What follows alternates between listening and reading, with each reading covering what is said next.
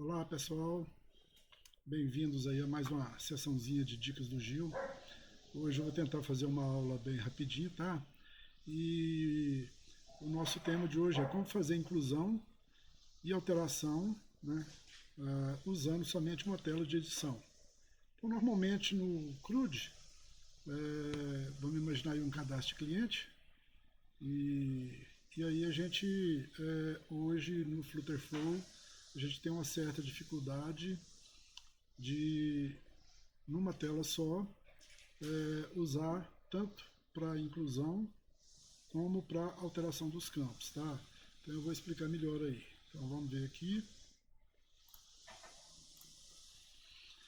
Então, por exemplo, eu tenho aqui uma janela que eu cadastro empresa, né? E na janela que eu cadastro empresas, aqui é a minha página onde eu pesquiso todas as empresas. E aí, num determinado momento, eu vou clicar para incluir, incluir uma empresa ou então alterar. Então, é mais ou menos aqui que a gente estava aí. Deixa eu retornar ali. Então, estava mostrando a janela, a gente entra na empresa. Na empresa a gente faz pesquisa, aqui são todas as empresas, e aí eu quero, de repente, alterar uma determinada empresa. Eu tenho aqui todos os dados dessa empresa. Note que, por exemplo, eu tenho muitos campos aqui para ser preenchido. Tanto é que nem coube numa página, eu passei para a página 2 aqui, tá? Então, assim, são muitas informações aí. Ok. Qual é a dificuldade normal aí? Então, voltando aqui, né? A dificuldade é a seguinte. Eu, antigamente não. Até então, quando pedia para alterar, eu abria aquela janela e quando eu pedia para incluir, eu pegava essa mesma janela e clonava ela. Por quê? Porque, olha só, quando a ficha já existe, né, e eu vou abrir aqui para editar, as informações que eu trago para a tela aqui são as informações que está na nossa coleção, né? E aí sim, a gente passou como parâmetro para essa página aqui, né, por referência o registro daquela coleção. Então todos esses campos aqui estão atrelados na coleção.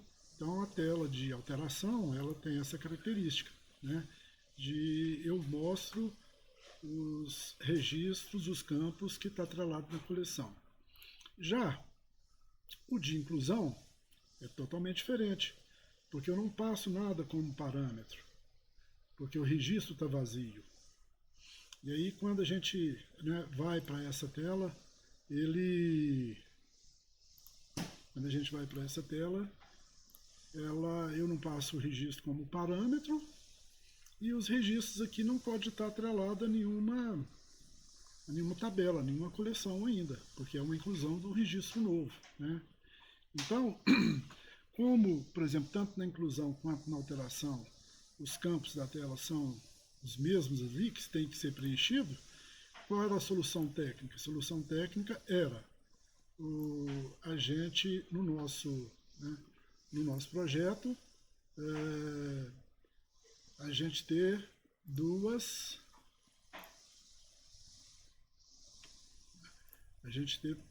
essa janela que a gente faz a alteração, a gente clonava ela para inclusão e numa outra página, né, a gente fazia a alteração. Então eu teria duas páginas aqui, a de alterar e a de incluir. E o comportamento inicial para uma seria diferente para a outra. Então tá bom.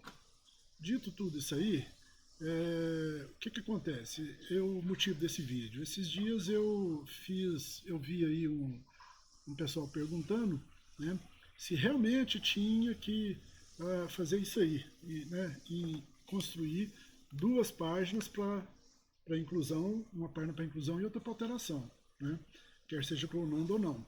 E todo mundo foi unânime aí, né, inclusive os universitários aí, não, tem que fazer duas páginas sim, e beleza. Mas a gente já tem uma experiência lá do passado, falei, cara, tem jeito de fazer sim. Então o que ocorre? né? O... Eu tive a seguinte ideia, baseado em outras linguagens que a gente fazia. No momento, por exemplo, que eu vim aqui, abri, né, as empresas, e aí eu tenho um botão para incluir. Então, nesse botão para incluir, olha só o raciocínio. Eu falei, puxa, e se eu, quando pedir para incluir, eu, antes de abrir a janela para preencher todos os campos, eu vou criar um registro novo, e esse registro novo, ele vai ser só para marcar presença na coleção. E aí, uma vez você fez o create lá na coleção, então o registro já existe. E aqui mesmo, nesse botão incluir, como o registro já existe, eu vou pedir para ele, vou fazer um navigate aqui para a página da alteração. Então, com isso, eu não tenho que clonar essas páginas aí, tá? Bom, e aí, tudo vai envolver aqui no nosso botão de incluir, né, nas ações. Então, vamos dar uma espiadinha aqui nas nossas ações. Deixa eu só... Veja bem, eu não vou fazer a programação, não, porque senão acho que essa aula seria muito demorada, tá? Então, eu vou mostrar só mais ou menos assim o roteiro, o fluxo, tá? Ora, para incluir um registro novo, né, eu tenho nessa nossa tabela, como se trata de empresa, eu tenho um campo lá que chama código de empresa. Então, eu como vou incluir uma empresa nova, o código dessa empresa, eu tenho que fazer investigação na coleção para pegar o último código que foi inserido, e aí basta eu incrementar ele de 1, né? Então, eu tenho que fazer um loop aí na tabela, tá? Então, eu iniciei aqui, no meu primeiro fluxo aqui, eu criei uma variável lá na page state, chamei ela de contador, tá? Esse contador é que vai orientar um loop que a gente vai fazer aqui. E também criei uma variável que chamei último. É o último código da empresa que foi incluído, né, dentro da coleção. Tá? Então, né, eu só inicializei essas duas variáveis e ok. Agora, nós adicionamos um loop. Tá? Esse loop, né, ele é aqui, um add loop. Tá? O que é esse loop aqui? Esse loop eu vou, só para ter ideia aqui, tá? Nessa parte cinza aqui, ele vai ficar percorrendo todos os registros da coleção, né? E aí,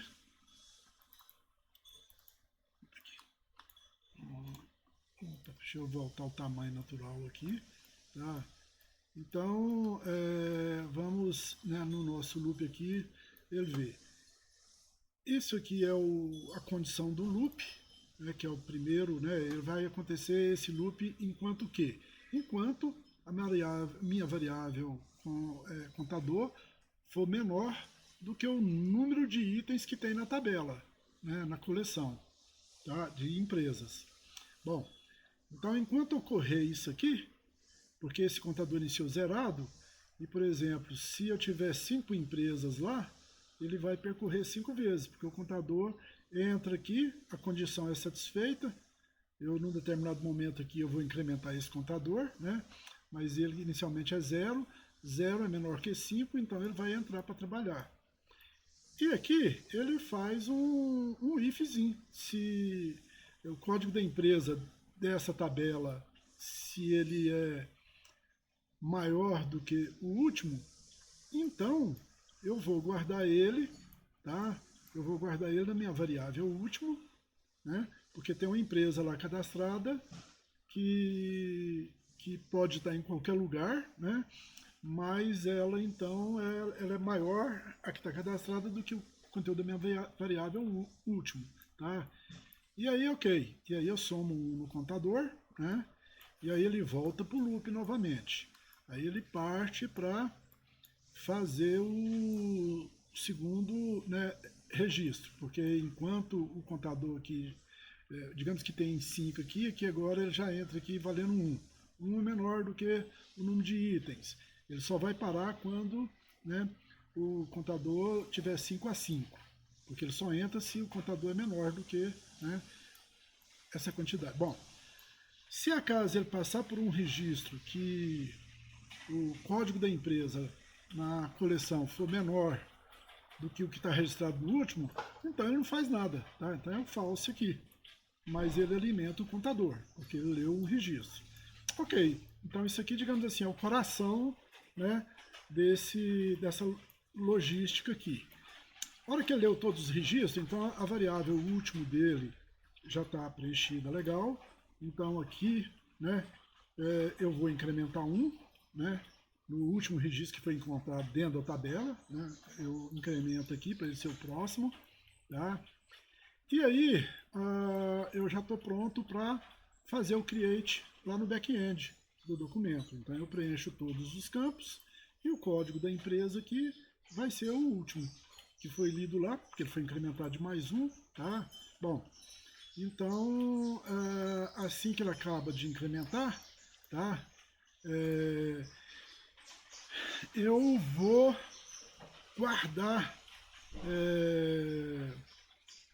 Aliás, que tem uma coisa aqui muito importante quando eu estou criando esse registro, assim que eu acabo de criar esse registro eu gravo ele, tá?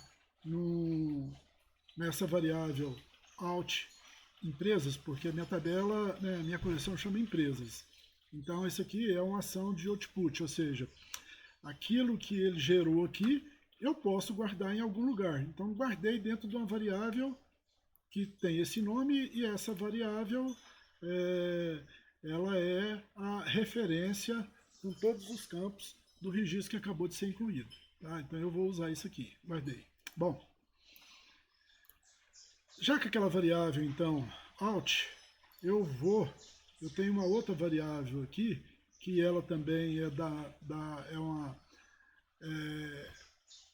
é usada tanto na minha situação de alterar, quando eu clico naquela list view, né, eu guardo qual o registro que está naquela list view aí. Por quê? Porque ato contínuo eu posso pedir para alterar.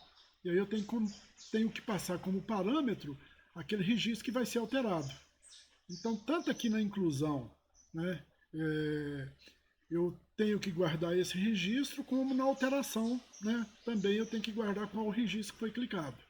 Então eu vou gravar ele nessa variável aqui, tá?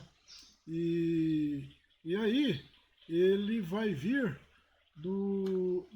daquele out que a gente no final do create aqui, que ele gerou, tá? Então, ó, é o out empresas por referência que ele vai guardar nessa variávelzinha minha, que é uma page state qualquer, que é a referência, tá? Ele guardou o registro que foi incluído ali, beleza. Então, o cenário já está praticamente concluído. O que eu faço agora? Eu vou navegar para a minha tela de alterar, tá?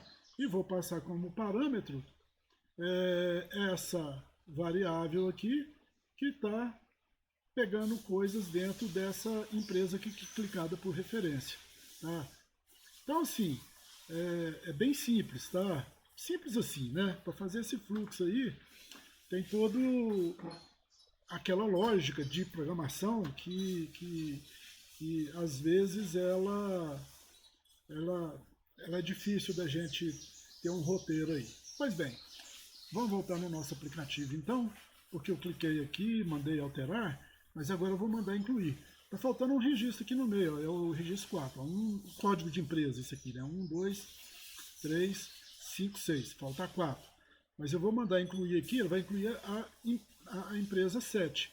Até porque, né, ele varre para pegar a última. Então, assim, eu não tenho por nesse caso aqui, objetivo, de ocupar o espaço, um número aqui que porventura existia no passado. Mas enfim, vamos lá. Vamos criar a empresa aqui. Ó, ele já criou a empresa 7 e já abriu a nossa tela de alteração, tá? Então aqui eu já estou pronto para fazer a edição. Deixa minúsculo mesmo, tem problema não, tá? Aqui eu tenho a página 1, a página 2 e aí sim, mando salvar, ok? Quando a gente volta para cá, então eu tenho a empresa 7 aqui, que é a empresa que acabou de ser criada. Mas veja bem, é uma aulinha rápida, mas né, eu acho que esse fluxo aí ele é bem legal, bem importante aí. E eu acho que a gente conseguiu aí, pelo menos, demonstrar aí que é possível sim, tá? Beleza, turma. Aí, obrigado aí pela atenção de vocês e se essa aula foi interessante, deixa um joinha pra gente aí, tá bom? Valeu! Obrigado a todos.